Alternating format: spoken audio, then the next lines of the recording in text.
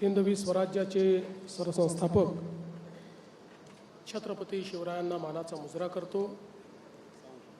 भारतीय राज्यघटनेचे शिल्पकार भारतरत्न डॉक्टर बाबासाहेब आंबेडकर यांना मानवंदना अर्पित करतो। आपल्या सर्वांचे लाडके नेते या पिंपरी चिंचवड शहरातील लोकनेते लक्ष्मणभाऊ जगताप यांच्या स्मृतीप्रित्यर्थ तयार करण्यात आलेल्या शक्तीस्थळाच्या लोकार्पण सोहळ्यामध्ये मंचावर उपस्थित मंत्रिमंडळातील आमचे सहकारी चंद्रकांत दादा पाटील,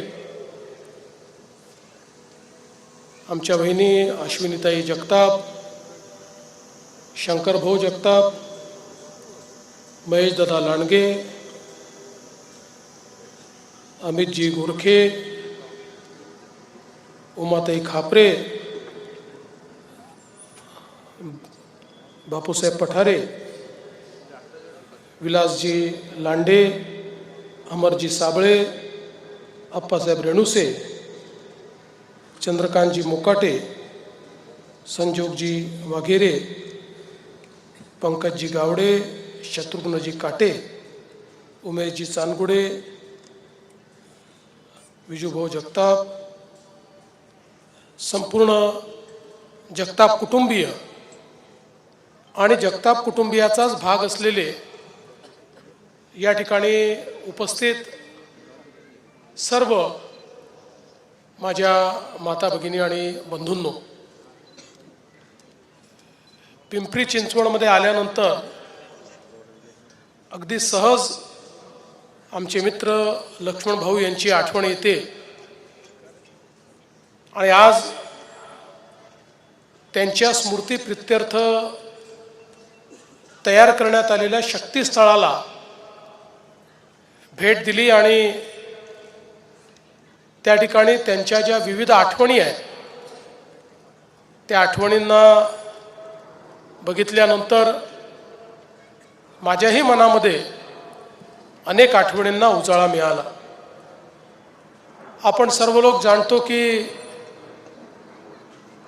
जमिनीतून मातीतून तयार झालेलं हे नेतृत्व होतं। कुठल्याही प्रकारे खूप मोठा राजकीय वारसा हा पाठीशी नसताना स्वतःच्या भरोश्यावर एवढं मोठं नेतृत्व हे लक्ष्मणभाऊंनी उभं केलं। आणि जसं आपण बघितलं की एक नाव उलटली, त्यात काही लोक दुर्दैवाने मृत्युमुखी पडले आणि मग मनाशी संकल्प केला की तीन बाजूने नदीने घेरलेलं आपलं गाव हे चांगलं झालं पाहिजे, अशा प्रकारचे अपघात होऊ नये, त्याचा विकास झाला पाहिजे, त्या ठिकाणी रस्ते, पूल इत्यादी सर्व गोष्टी झाल्या पाहिजेत। या दृष्टीने अतिशय युवा अवस्थेमध्ये राजकारणामध्ये प्रवेश करून आणि त्या ठिकाणी त्यांनी नगरसेवक म्हणून निवडणूक लढवली आणि ते निवडून आले। आणि त्यानंतर मात्र लक्ष्मणभाऊंनी कधी मागे वळून बघितलं नाही। सातत्याने महानगरपालिकेमध्ये नगरसेवक, स्थायी समिती अध्यक्ष, महापौर या पिंपरी चिंचवड शहराला एक चेहरा देण्याचं काम, या शहराला विकासाकडे नेण्याचं काम आणि इथल्या सामान्य माणसाच्या जीवनामध्ये परिवर्तन घडवण्याचं काम हे लक्ष्मणभाऊंनी केलं।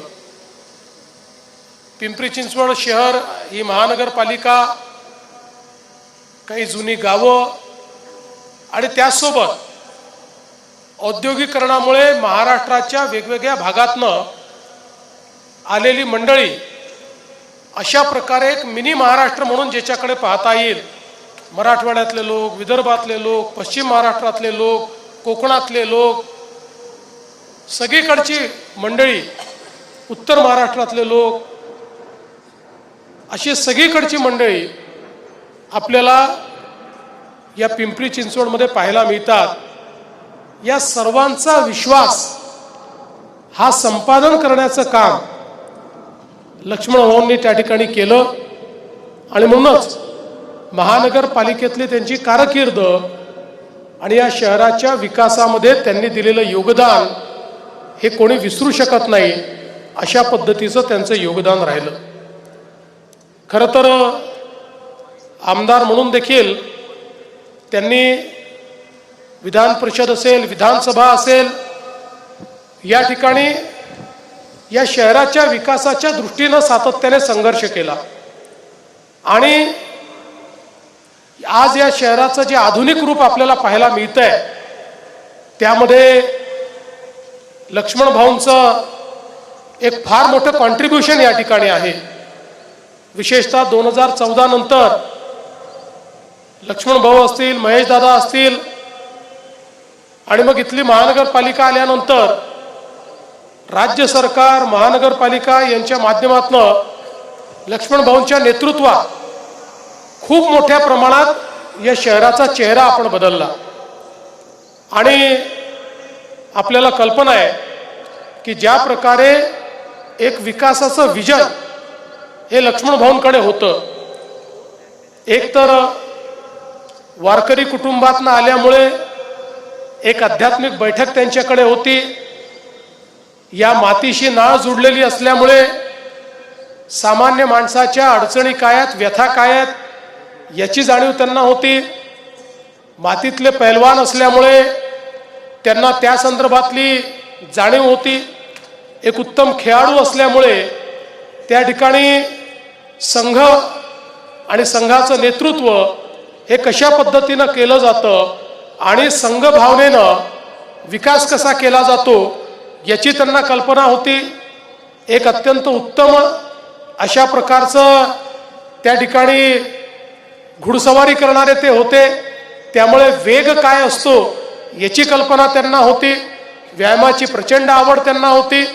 आणि विकासाच्या विविध संकल्पना या त्यांच्या ठाई त्या ठिकाणी सातत्याने होत्या. या सगळ्यांचं एकत्रितपणे मिश्रण आणि त्याचा आविष्कार म्हणजे या पिंपरी चिंचवड शहराचा जो काही विकास आहे तो विकास आपल्याला त्या माध्यमातून पाहायला मिळतो. आणि म्हणूनच त्यांच्या नेतृत्वात इथे झालेले रस्ते असतील, उड्डाणपुलं असतील, मेट्रोचं काम असेल, इंद्रायणी नदीचा सुधारणेचं काम असेल, आज खरं म्हणजे मी जर सांगायला लागलो तर किमान मी 50 कामं अशी सांगू शकतो की जी गेल्या 10 वर्षामध्ये या शहराचा चेहरा बदलवणारी आणि या शहरातल्या सामान्य माणसाच्या जीवनात परिवर्तन करणारी अशा पद्धतीनं त्यांच्या नेतृत्वामध्ये आम्ही सुरू केली. त्यातली अनेक कामं पूर्ण केली. वेगवेगळी कामं वेगवेगळ्या टप्प्यावर या ठिकाणी आहेत. आणि ती सगळी कामं पूर्ण झाल्यानंतर निश्चितपणे या शहरामध्ये एक मोठं परिवर्तन हे आपल्याला या ठिकाणी पाहायला मिळेल. आपल्या सगळ्यांना लक्षात आहे आणि मी तर तो दिवस कधीच विसरू शकत नाही की अतिशय अटीतटीचं अशा प्रकारची आमची निवडणूक होती. खरं तर त्या निवडणुकीनेच सत्ता बदलाची मुहूर्तमेढ केली. अशा प्रकारच्या विधान परिषदेच्या निवडणुकीमध्ये मी ज्यावेळी वहिनींना आणि शंकरभाऊंना फोन केला आणि मी त्यांना सांगितलं की मताची आवश्यकता तर आहे पण मतापेक्षा भाऊंचा जीव महत्त्वाचा आहे. त्यामुळे तुम्ही निर्णय घ्या. आणण्यासारखी परिस्थिती असेल, डॉक्टर होकार देतील तरच तुम्ही आणा, अन्यथा तुम्ही आणलं नाही तरी हरकत नाही. पण त्या ठिकाणी लक्ष्मण भाऊनी मात्र अतिशय स्पष्टपणे सांगितलं की माझ्या पक्षाला आवश्यकता आहे, त्यामुळे काही झालं तरी मी जाईनच. आणि त्या ठिकाणी PPE किट घालून आणि कार्डियक ॲम्ब्युलन्समध्ये लक्ष्मण भाऊ त्या ठिकाणी आले आणि मतदान केलं. आणि मतदान केल्यानंतर त्या ठिकाणी मला असं म्हणाले, मी तेव्हा विरोधी पक्षाचा नेता होतो, की मुख्यमंत्री साहेब तुम्हाला मुख्यमंत्री पाहण्याकरता या ठिकाणी मी आलो. आणि त्यानंतर 15-20 दिवसांमध्ये महाराष्ट्रामध्ये आपण सत्ता बदल केला आणि या निवडणुकीमध्ये त्यांचं ते स्वप्न देखील पूर्ण झालं. कदाचित मला असं वाटतं की काळाच्या पलीकडचं पाहण्याची ती त्यांची सवय होती. त्या सवयीमुळे अनायास त्यांच्या तोंडून निघालं की तुम्हाला मुख्यमंत्री पाहायचं आहे, तुम्ही माझे मुख्यमंत्री तुम्हीच आहात. आणि काही दिवसांनी ते निश्चितपणे खरं झालं. पण आज अशा प्रकारचा आमचा एक मित्र की ज्यांच्या मनामध्ये एक अत्यंत प्रेम होतं, ज्यांचा एक भक्कम पाठिंबा आमच्या पाठीशी होता, ते आपल्यातनं अचानक निघून गेले. खरं तर ते लढवय्ये असल्यामुळे त्यांनी दुर्धर रोगाशी देखील अतिशय मोठी त्या ठिकाणी लढाई दिली. आणि आम्हाला हे माहिती होतं की अनेक विपरीत लढायांमध्ये लक्ष्मण भाऊ नेहमी विजयी व्हायचे. किती विपरीत परिस्थिती आली तरी त्यांचा पराजय न होता ते विजयी व्हायचे. त्यामुळे आम्हाला हा विश्वास होता की याही आव्हानाचा सामना करून भाऊ निश्चितपणे विजयी होतील. पण दुर्दैवाने या एका सामन्यामध्ये मात्र ईश्वराने काही यश दिलं नाही आणि त्या ठिकाणी भाऊ आपल्यातनं निघून गेले. पण जसं मगाशी सांगितलं की कार्यरूपी भाऊ आज आपल्यामध्ये आहेत. आज ज्या प्रकारे या भागामध्ये 41 किलोमीटरची मेट्रो आपण तयार करतो, हे भाऊंचं कार्य आणि त्यांचं स्वप्न आज या ठिकाणी आपल्याला पाहायला मिळतं. या ठिकाणी पहिल्यांदा आपल्या या महानगरपालिकेतनं कचऱ्यापासून विद्युत निर्मिती केली. ही आधुनिकता या ठिकाणी आणणारे आमचे भाऊ, किंवा आज इंद्रायणी नदीचं जे काही कार्य आपलं चाललेलं आहे, 24/7चं कार्य जे आपलं चाललेलं आहे, वेगवेगळ्या ठिकाणी पिण्याच्या पाण्याच्या ज्या योजना आपण तयार केलेल्या आहेत, अमृतमधनं या ठिकाणी त्यांच्याच संकल्पनेतनं ज्या प्रकारे सामान्य माणसाच्या घरापर्यंत 24/7 पाणी पोचलं पाहिजे या दृष्टीनं करण्यात आलेलं काम आहे. या सगळ्या गोष्टी या चिरकाल भाऊंच्या कार्याची आठवण ही आपल्याला देत राहतील. आणि मला विश्वास आहे की ज्या पद्धतीनं हे कार्य त्यांनी सुरू केलं ते कार्य पूर्ण करण्याकरता खरं म्हणजे भाऊंच्या नंतर अश्विनीताईंनी काही काळ अतिशय चांगल्या पद्धतीनं, अतिशय समर्थपणे आणि ज्या प्रकारे भाऊंना अपेक्षित होतं त्याच प्रकारे या ठिकाणी मतदारसंघाचं नेतृत्व केलं. आणि या शंकर भाऊ त्याच पद्धतीनं ते नेतृत्व करतायत. मी त्यांना दोघांनाही हे आश्वस्त करतो की भाऊंनी पाहिलेली जी स्वप्न आहे ती स्वप्न पूर्ण करणं ही आमची जबाबदारी आहे. आणि म्हणून चंद्रकांत दादा असतील, मी असेल, जोपर्यंत भाऊंनी तयार केलेला पिंपरी चिंचवडचा आराखडा हा आम्ही पूर्ण करत नाही, त्यांच्या स्वप्नातलं शहर जोपर्यंत आम्ही अस्तित्वात आणत नाही तोपर्यंत तुमच्या सोबत सातत्याने आम्ही काम करतच राहू. आणि महेश दादा असतील, आमच्या ताई असेल, अमित भाऊ गोरखे असतील, हे सगळे आमच्या सोबत या ठिकाणी लक्ष्मण भाऊंचं स्वप्न पूर्ण करण्याचा प्रयत्न करतील. आज एक अतिशय सुंदर अशा पुस्तकाचं देखील आपण या ठिकाणी प्रकाशन केलेलं आहे, लक्ष्मण पर्व, ज्यामध्ये लक्ष्मण भाऊंच्या विविध पैलूंचं दर्शन आपल्याला पाहायला मिळतं. विविध लोकांनी त्यांना दिसलेले लक्ष्मण भाऊ अशा पद्धतीनं त्याच्यामध्ये एक प्रकारे आपलं मनोगत व्यक्त केलेलं आहे. आणि खऱ्या अर्थानं लक्ष्मण भाऊ हे निवडणुका जिंकणारे नाही तर ते मन जिंकणाऱ्यांपैकी होते. आणि म्हणून असा मन जिंकणारा आमचा लक्ष्मण भाऊ हा आमच्या हृदयामध्ये आणि आमच्या आठवणीमध्ये सदैव जिवंत राहील. आणि हे शक्तीस्थळ आम्हाला सगळ्यांना या शहराकरता काम करण्याची शक्ती देत राहील हा विश्वास या निमित्ताने व्यक्त करतो. पुन्हा एकदा आमच्या या उमद्या मित्राला या ठिकाणी अतिशय मनापासनं आदरांजली अर्पित करतो आणि माझं बोलणं संपवतो. धन्यवाद. जय हिंद, जय महाराष्ट्र. मुख्यमंत्री महोदयांच्या मनोगतानंतर